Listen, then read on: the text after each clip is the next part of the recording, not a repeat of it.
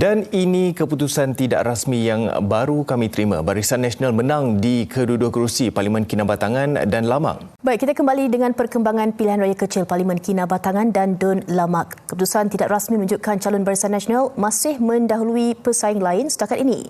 Kemenangan bagi calon daripada Barisan Nasional untuk menstabilkan lagi kerajaan negeri Sabah dan kerajaan di pusat di persekutuan. Dia dua seat ini dua penjuru. Ya. Straight fight. BN Warisan. Lagi sekali belum dengar.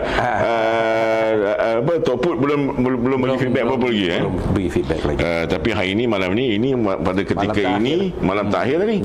Kalau kita pukul 9.30 dekat Semenanjung, sana tu dah umpama 10.30 dah tu. Dah nak ujung-ujung lah ya.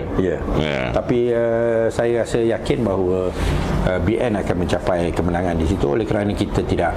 Peratusan keluar mengundi bagi pengundi awal dalam pilihan raya kecil PRK Parlimen Kinabatangan dan Dewan Undangan Negeri Dun Lamak masing-masing 89.42% dan 89.89% setakat jam 3 petang Selasa. Menurut kenyataan Suruhanjaya Pilihan Raya SPR, jumlah melibatkan 169 daripada 189 pengundi di Parlimen Kinabatangan dan 169 daripada 188 pengundi Dun Lamak yang berdaftar di Ibu Pejabat Polis Daerah IPD Kinabatangan. Pusat pengundian awal dibuka jam 8 pagi dan tutup pada kira-kira 5 petang. PRK Parlimen Kinabatangan menyaksikan saingan 3 penjuru antara Muhammad Kurniawan Naim Mokhtar mewakili Barisan Nasional BN, Datuk Sadi Abdul Rahman Warisan dan Goldam Hamid Bebas. Manakala di PRK Dun Lamak, pertandingan 1 lawan 1 berlangsung antara Muhammad Ismail Ayub BN dan Mazliwati Abdul Malik Warisan. PRK berkenaan diadakan susulan kematian penyandangnya Datuk Seri Bung Mokhtaradin pada 5 Disember tahun lalu. Baik, Mahkamah Session Kuala Lumpur hari ini melepas dan membebaskan bekas Ahli Parlimen Kinabatangan Allahyarham Datuk Seri Bung Mokhtaradin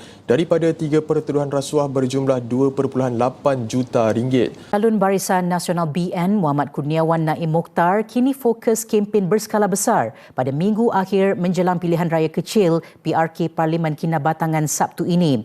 Kempen minggu pertama beliau berjalan lancar dan lawatan sudah dilakukan ke semua 19 pusat daerah mengundi. PRK Parlimen Kinabatangan dan Dun Lamak diadakan susulan kematian penyandangnya Datuk Seri Bung Mokhtaradin 5 Disember lalu. Pada pilihan raya umum ke-15, Allahyarham Bung Mokhtar telah mempertahankan kerusi Parlimen Kinabatangan dengan majoriti 4,330 undi, menewaskan pencabarnya daripada Warisan dan beliau turut memenangi. Legasi kerusi UMAS Allahyarham Datuk Seri Panglima Bung Mokhtaradin di Kinabatangan dan Lamak. Saya ulang, 18,691 undi untuk Barisan Nasional, bebas 989, Warisan 5,400 dan majoriti iaitu 13,290. Saya ulang, 13,290. Saya ulang lagi sekali, majoriti 13,290. Ini adalah kiraan yang terkini, iaitu kiraan tidak rasmi. Barisan Nasional mendahului untuk Parlimen Kinabatangan. Kita beralih pula keputusan untuk Dun Lamak. Sebab kedudukan dia berlainan, di belakang lain, di depan saya ni lain. Inilah keputusan rasmi untuk Dun Lamak. Kita terus kepada jumlah di bawah situ, iaitu 789 undi untuk Barisan Nasional, manakala bagi Warisan 139 undi. Jadi itu keputusan rasmi. Jadi itu sahaja yang dapat saya bawakan.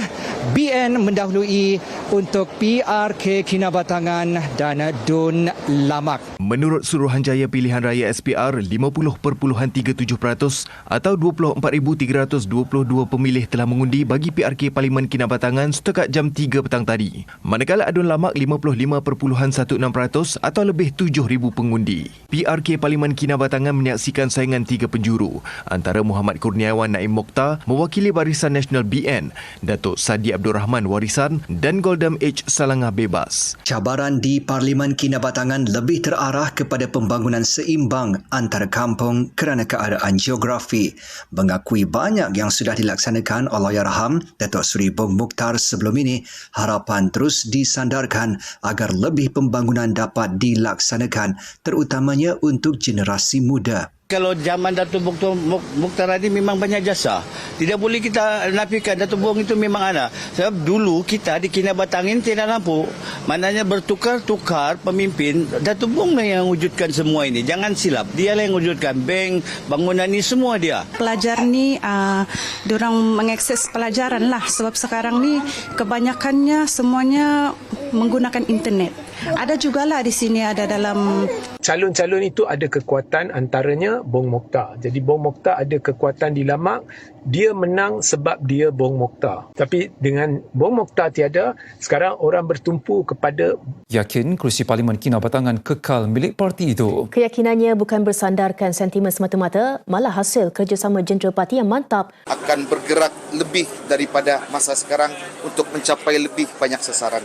Naim Mokhtar ditemui selepas Majlis Jualan Madani Koperasi dan Usahawan Kinabatangan di Kampung Batu Putih. Jadi apa yang akan berlaku di Kinabatangan, dia ada dua faktor. Ujar pemerhati ketika ini hanya Anwar sebagai Presiden PKR dilihat tokoh yang masih mampu mempertahankan parti. Tanpa beliau, PKR bukan sekadar lemah tapi akan runtuh serta-merta. Lawangan reformasi dan keadilan juga sekadar slogan lusuh dan bisu. Justru apa perjuangan yang tinggal pada PKR? Sejarah pernah menyaksikan PKR lahir dari rasa marah terhadap kepimpinan negara ketika itu di bawah pentadbiran Tun Dr. Mahathir Mohamad yang memecat Anwar daripada kabinet. Terdahulu, Rafizi yang juga bekas Menteri Ekonomi menyuarakan persoalan bahawa dalam kalangan akar umbi PKR ketika ini bukan lagi sama ada parti itu mampu menang pada pilihan raya umum PRU 16. Sebaliknya, apa masa depan PKR selepas Anwar? Dalam perkembangan berkaitan, pemerhati turut mengkritik Parti Bersatu yang juga tidak kurang ironinya. Dakwanya masalah Bersatu hari ini adalah krisis kepimpinan antara presidennya Tan Sri Muhyiddin Yassin dan timbalannya Datuk Seri Hamzah Zainuddin yang masing-masing ego dilihat enggan berkorban demi kelangsungan parti. Tegas pemerhati, selagi krisis kepimpinan tidak diselesai dengan baik sehingga hujung tahun, beliau tidak menolak kemungkinan semua ahli parti itu akan kembali kepada UMNO. Pandangan pemerhati itu susulan pendapat penganalisis Profesor Dr. Azmi Hassan dan Datuk Profesor Dr. Awang Azman Awang Pawi berhubung pergolakan dalaman Bersatu yang disifatkan seperti kapal sedang karam mampu mendorong pemimpin dan ahli akar umbinya menyertai UMNO yang dilihat bersedia dan terbuka menerima kepulangan mereka. Tapi adakah ianya bermakna bahawa selepas PRU pada PRU 16 itu dah tak ada kerjasama, dah berpecah, dan banyak ucapan-ucapan oleh pemimpin UMNO menjanjikan ataupun menggambarkan bahawa pada PRU 16 ini UMNO akan bersendirian, stand alone dan sebagainya. Tapi bagi saya itu semua merupakan akan bergantung kepada keadaan dan suasana. Ya, apa yang dinyatakan oleh pemimpin UMNO dan sebagainya tentang soal nak bersendirian dan sebagainya adalah hasrat mereka dan cita-cita mereka untuk nak kembali kepada zaman yang lampau, di mana UMNO sangat kuat, BN sangat kuat. Kita kata UMNO akan bergerak solo pada PRU 16 nanti. Ini wayang je lah. Kau undi UMNO esok, kau dapat DAP jugalah. Maksudnya kita nak cakap apa?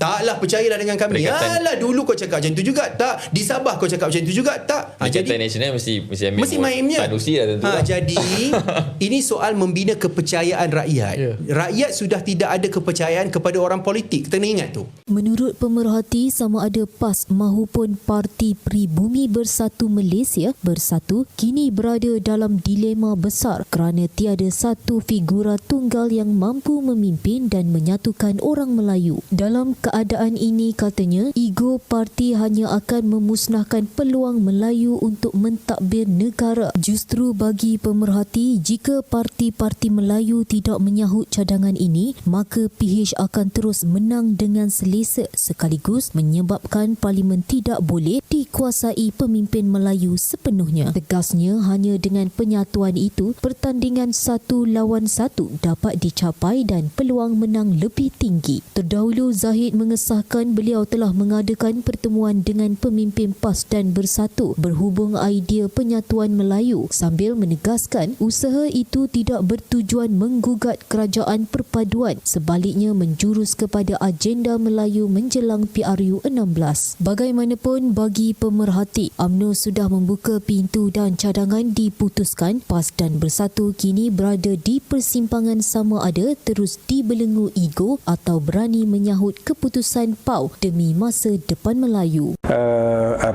Pergolakan dan perubahan yang berlaku yang menimbulkan ketidakpastian pada PRU 16 lah. Di antara persoalan sama ada BN akan bertanding solo ataupun bersama dengan parti perpaduan, kerajaan perpaduan, ataupun Perikatan Nasional itu masih akan wujud ataupun tidak.